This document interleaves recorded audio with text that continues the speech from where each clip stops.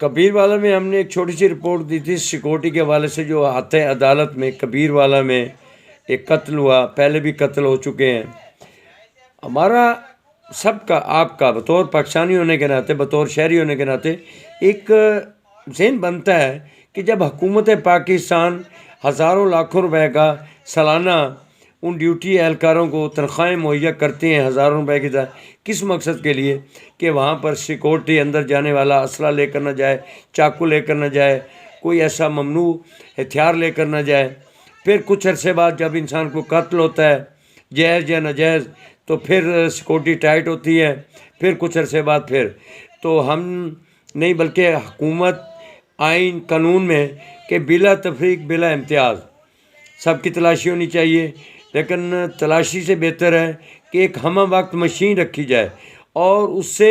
جج بھی گزر کر جائے، وکیل بھی گزر کر جائے، سائل بھی گزر کر جائے۔ اور ریوالور عام آدمی نہیں لے کے جا سکتا، اسلحہ عام آدمی لے کر نہیں جا سکتا۔ اگر ہم یہ قدغن لگائیں کہ فلاں آدمی کی تلاشی نہیں ہوگی تو سمجھو یہ کام پھر ہوگا۔ میں حکومت پنجاب، حکومت پاکستان سے اور حساس اداروں سے درخواست کروں گا، غیرت مند منصبداروں سے کروں گا کہ پاکستان میں کچہری میں اس قسم کی جگہ پر ایک مشین ہونی چاہیے، ایک دروازہ ہونا چاہیے، ایک آرڈننس ہونی چاہیے، اور ایک مشین ہر حال پہ جہاں سے گزر تو مشین تو چیخ پڑے گی۔ اب کچھ دن سختی ہو رہی ہے، میں سمجھتا ہوں پورے پنجاب میں ہو رہی ہوگی، لیکن پھر کچھ عرصہ بعد وہی حال کر سگریٹ پی رہے ہوں گے، بس ہو جی السلام علیکم، آپ گزر رہے ہیں ہم گزر رہے ہیں، بس ایسے ہی چلتا رہے گا۔ تو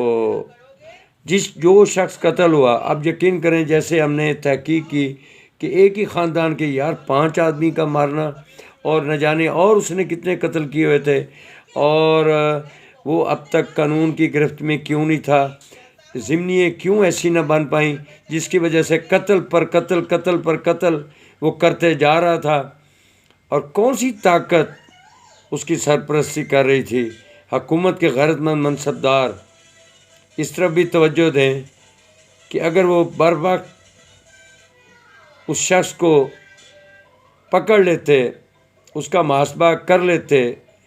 تو یقیناً بے گناہ لوگ اور نہ مارے جاتے، آخر میں وہ ایسی موت نہ مرتا کہ قتل کرنے کے بعد وہ دھڑلے سے کہتا تھا میں چھوڑ رہا ہوں،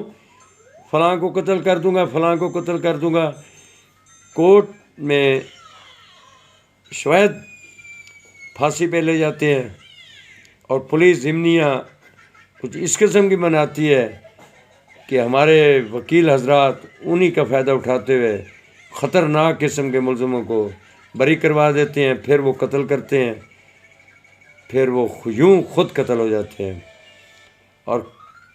قاتلوں کی فیملی پھر الزامات کی بوچھاڑ کر دیتی ہے، کیونکہ سیاسی لوگوں کے حریف بھی ساتھ ہوتے ہیں پسند نہ پسند پہ، اور یہ الزامات بے بنیاد غلط قسم کے لگانا۔ بھئی وہ 5 آدمی تو پکے ہیں نا ان کے خاندان میں جو قتل ہوئے، اس کے علاوہ بھی نہ جانے اس کے قتل کتنے ہیں۔ ڈکیتیوں میں قتل کرنا وہ معمول سمجھتا تھا، ایسے بندے کو کس نے کیوں، کون سرپرستی کرتا تھا؟ کیا ان کے بیوی بچے بہن بھائی کیا ان کے نہیں تھے جو ایسے لوگوں کی سرپرستی کیا کرتے تھے، جو ضمنی میں انہیں چھوٹ دیا کرتے تھے، جو چھوٹ جایا کرتا تھا عدالتوں میں فائدہ اٹھاتے ہوئے؟ قانون میں شک کا فائدہ ملزم کو دیا جاتا ہے، تو پھر ایسا کیوں ہوتا رہا؟ تو میں پھر وہی کہوں گا، قتل ہوتے رہیں گے، ہوتے رہے ہیں، جب تک